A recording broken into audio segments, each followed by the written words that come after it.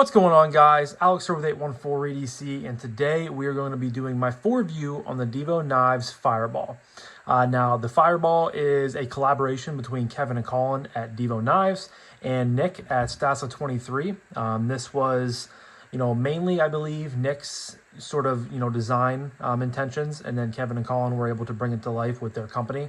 And the Fireball is one that I never got to check out.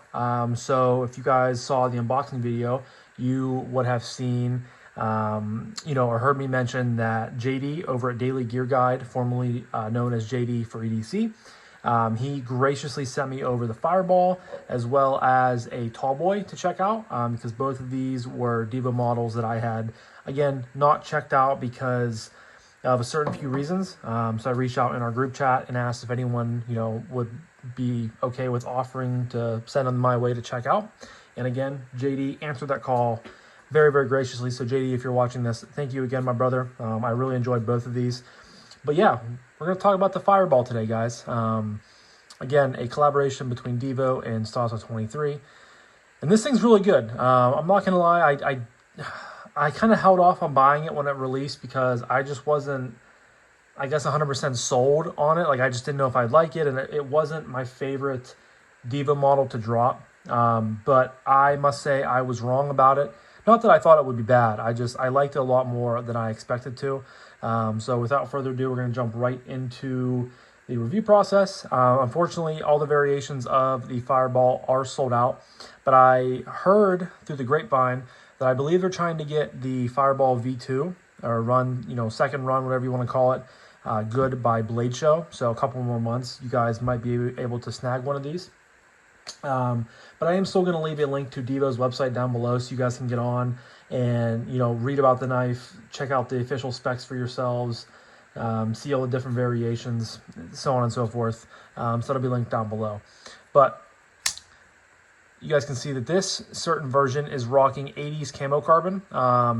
Both this and the Tallboy that JD sent me are rocking the 80s camo carbon, so you guys can tell that he has a special type of love for this sort of camo carbon. It's the first time I've ever checked it out myself.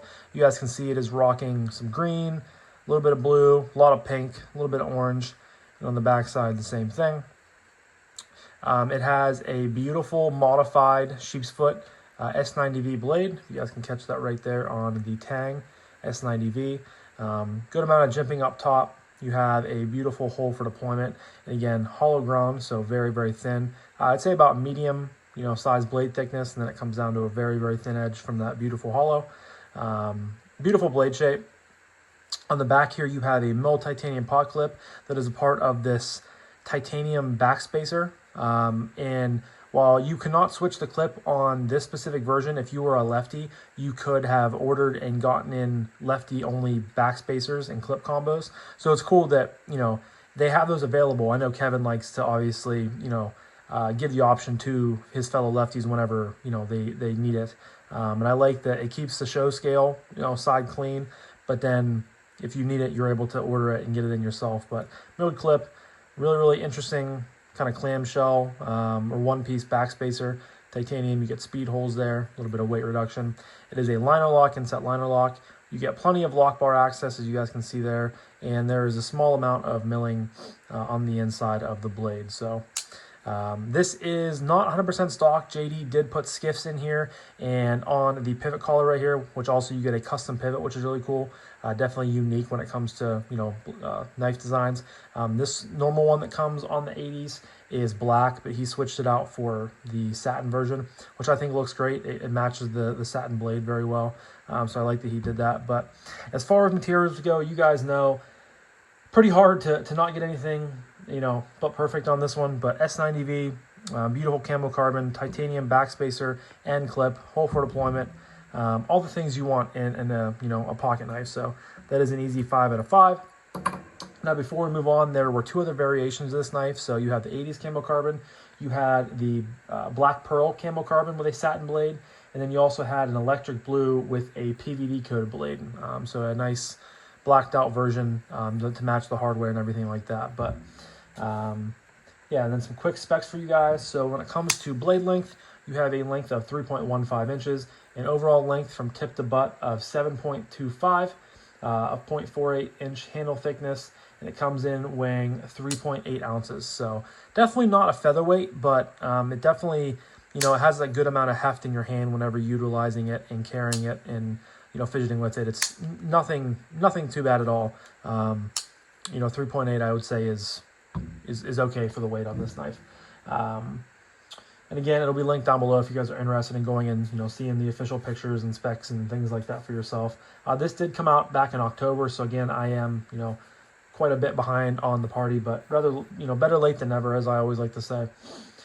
So next we're going to move on to aesthetic. And I think looks really good. Again, I'm a huge fan of, you guys know, Wharncliffe sheep's foot style blades. This looks beautiful. I love the satin.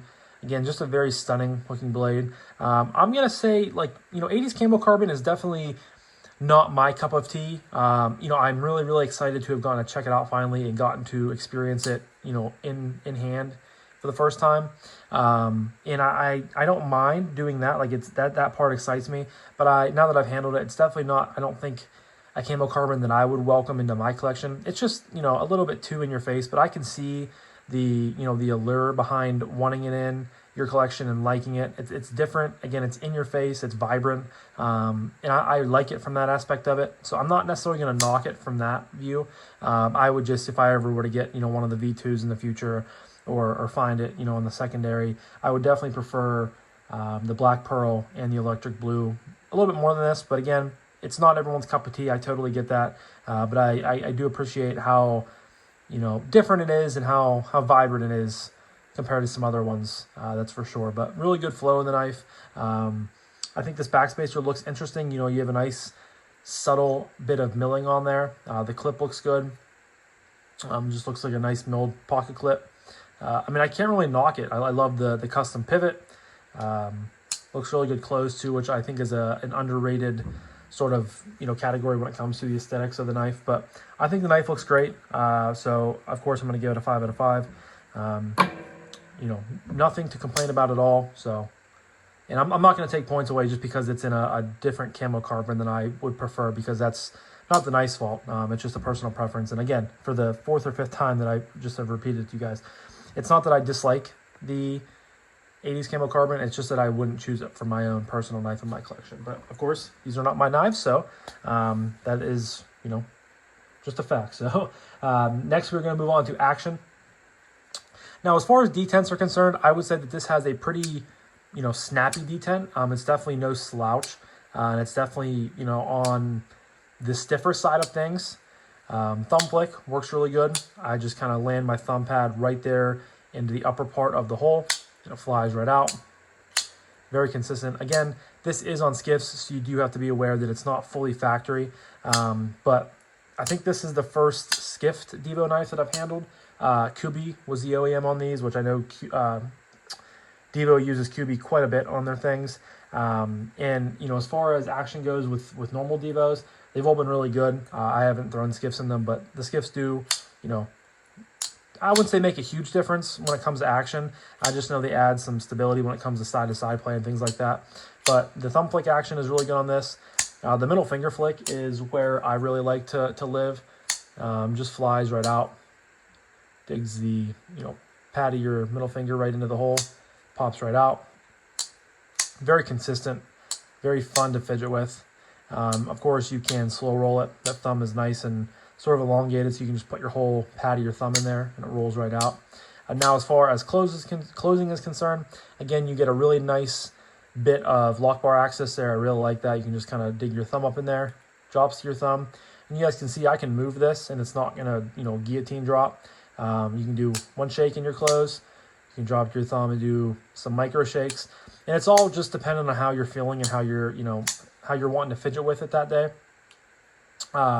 You know, as fun as guillotine and, you know, just absolute free dropper knives are, there's something to be said about a nice, controlled, just very gradual drop. They're just nice to have every once in a while. Again, drops your thumb, one shake and you're down. Drops your thumb, some micro shakes and you're down. So no complaints at all there. Very, very fun to fidget with. I have, you know, flicked both the Fireball and the Tall Boy quite a bit since I've had them in, excuse me, for the last 2 weeks or so. And they've, brought me quite a bit of joy when it comes to the fidget factor of these. So when it comes to action, I'm going to stay in the 5s and, keep it 5 out of 5. Next is acoustics. And you guys know, if you have been around for a while watching my videos, this is the first, typically the first category where I start taking points away. It's pretty easy for me in my review system when it comes to knives for them to get a 5 out of 5 when it comes to materials, aesthetic, and action. But acoustics is usually the harshest. And again, for the 100th time, 1,000th time that I've talked to you guys about this, if you're going to take, if you're watching my video and you're trying to, kind of get scores in your head and you're trying to, calculate whether you're going to like this knife or not, definitely take out acoustics first, because that is such a nitpicky thing. But again, I like to include it because some people really care about that. I care a little bit, but it's not, the end of the world for me. So when it comes to the acoustics of the Fireball,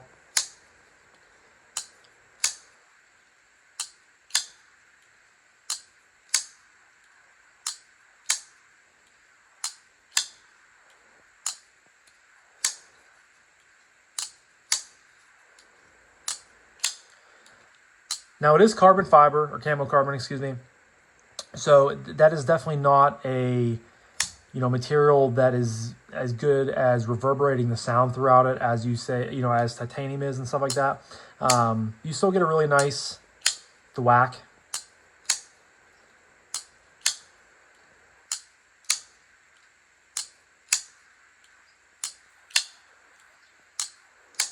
So it's decent. I'm not going to say it's perfect by any means, but I wouldn't expect it to be, again, knowing, the materials. The titanium backspacer doesn't really help it as much. It might have if they closed these holes and it was just kind of one piece, almost like an integral backspacer. That might help the sounds a little bit, excuse me, but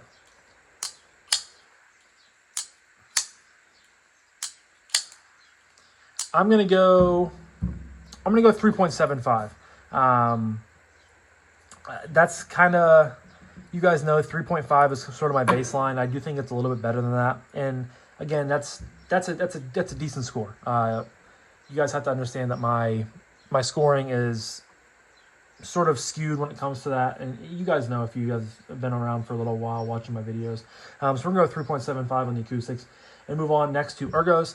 And that is where we're going to get back into the really positives of this knife. Very, very comfortable. I mean, you guys can just see, looking at it, and probably understand just by, again, looking at the overall aesthetic of this knife. It's going to be very comfortable. You have this backspacer with a little bit of sort of checkerboard diamond patterning there. Patterning? Is that the right word I'm looking for? Pattern, I guess we'll say, on the backspacer, which adds a little bit of texture when you're talking about grip. The pot clip is a milk clip, nice and flush. It's a little bit flatter than a lot of other milk clips, so you're not going to get much of a hot spot there. A little bit pointy on the end, but usually it's just going to kind of get buried into your knuckles. You do have a sort of 50-50 choil right there, a landing choil. You get a nice indentation there, almost a little natural restriction point for your fingers. I can get all 4 fingers of this knife very, very easily. The jimping lands right here on top of the blade, which is very, very nice. Excuse me. I wouldn't say I have the biggest amount of room on the back. I have just enough to feel, not cramped on the knife. But I think the most comfortable of this is you slide up, utilize that landing choil, and you just get a little bit extra room. Your thumb can land here on the blade or on the top of the jimping, or land out even farther for specific push cuts. Gives you a really good amount of traction and pressure going through those cuts. And yeah, the camo carbon, is rounded off and, in sort of chamfered in all the right areas. It's just a very neutral design, very sort of simple design, but it's very good when it comes to the ergos. No issues whatsoever. So I'm going to be giving that a 5 out of 5. Next up is carry. Now with a deep carry clip, because it's mounted a little bit shorter on the handle, you have about that much sticking up out of your pocket. Not the end of the world, but it definitely, I don't love that. And I get it that it's part of the backspacer and everything like that. I just wish it would carry a little bit deeper into your pocket. I've gotten definitely a lot better at you know, being okay with clips sticking out of your knife, sticking up out of your pocket a little bit better. Let me see here. I guess I can start utilizing paper. So there you go. That's about, you know, how much it sticks up out of your pocket. Not the end of the world. Do I wish it would get carried a little bit deeper? Absolutely. So I just can't give it a full, oops, I got to get my papers back to normal here. I just can't give it a full, you know, 5 out of 5. But, you know, for 3.8 ounces, it's pretty lightweight when it comes to, you know, it's a nice put together package. It sits in the pocket very well. You have no flipper tab, no jimping, nothing like that to possibly catch on your hand if you're down below it. So because of, I just wish the flipper, or excuse me, the deep carry clip, or I can't talk right now. I wish the clip was maybe a little bit more deep carry, maybe a wire clip, but I mean, I get it. They're starting to do a little bit more when it comes to, you know, milled clips and things like that. I just wish they could have maybe incorporated a little bit more, you know, angled or something going on here to get it to maximum, you know, in the pocket. So for that, I'm going to give it a 4.75. I don't want to take too many points because it's not really that big of an issue, but for me, it's just, I guess, a minuscule issue. So that leads me to my final category of price point / value / would I recommend this knife. So you guys know I am a big Divo fan. Kevin is a good buddy. Colin is a really good dude. You know, I've always had a lot of love for Divo knives, and it's not stopping with these models. I think that they are a fantastic value. Their pricing did go up a little bit in the new year just due to, you know, every other knife company usually increases their prices a smidge. So the Fireball, when it came out, was $199. Their new $199 is $219, which if you use someone's code, will get you back down to $199. So they're still staying under that $200 mark. But with the $199 on this, if you were to use someone's code, that would have probably gotten you closer to $180. I think that's a great value for, you know, titanium clip, titanium backspacer, beautiful camo carbon, hollow ground S90V, beautiful inset liner lock, great action, great, you know, comfortability of the knife, a decent carry, but just a really good package altogether. And I think that that's where they really, you know, excel at in, excuse me, a little bit, or a lot of their more recent models. You know, the last 4 or 5 models, well, I take that back. All their models really so far I think have been pretty value packed. But you're getting a lot of value for under $200. So I think that's fantastic. If you were a fan of this design, then I can absolutely recommend it to you. It definitely, you know, I was expecting to not love it as much as I did some of the other stuff I have previously loved from Divo, and I did. I think it's a really good knife, and I definitely, you know, will possibly try to grab one when they come out with the V2s in the summer, depending on what other knife purchases and stuff I have going on. So I think it's really good. I think it's fantastic. I think Kevin and Colin, in addition to Nick, obviously, or Stassa23, designed a fantastic knife. And it was really cool to see, you know, Kevin and Colin be able to bring Nick's design language, because he has handled a lot of knives over the years, and bring his you know, inspirations to life. So I mean, I think it's a great value. I hate to keep preaching it, but I do think that they are just continuing to put out fantastic models, fantastic designs, really comfortable designs with great materials for great prices when it comes to, you know, the knife world today and everything like that. So yeah, I think that they are very much a good value, great value, and they're going to continue to be that way. So let me add up this real quick.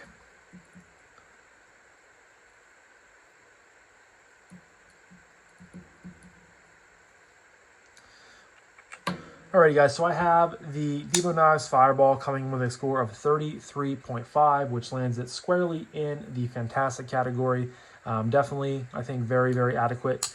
You know, I think most Divo knives belong in the fantastic category, and I think that this is definitely a worthwhile addition to their lineup. And again, if you guys missed out on one, they're coming, I think, this summer with a V2 or Run 2. If you're like myself, definitely don't sleep on it, and I think you guys are going to enjoy it. But huge shout out to JD over at Daily Gear Guide for allowing me to check this beautiful piece out, as well as the Tall Boy, which you guys will probably be seeing in the next review video that I do.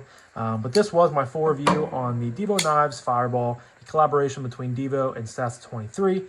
Leave your comments down below. You know, do any of you guys have one of these in your collection, or did you miss it like me, or, you know, are you planning to get one on the upcoming drop when it comes in a few months? Let me know. I always love to hear what you guys have to say. But I'm going to wrap this up now. So thank you guys again so much for watching. I greatly appreciate each and every single one of you guys. I hope you have a fantastic rest of your morning, evening, day, night, whenever you're watching this. And I'll talk to you guys in the next one. Peace.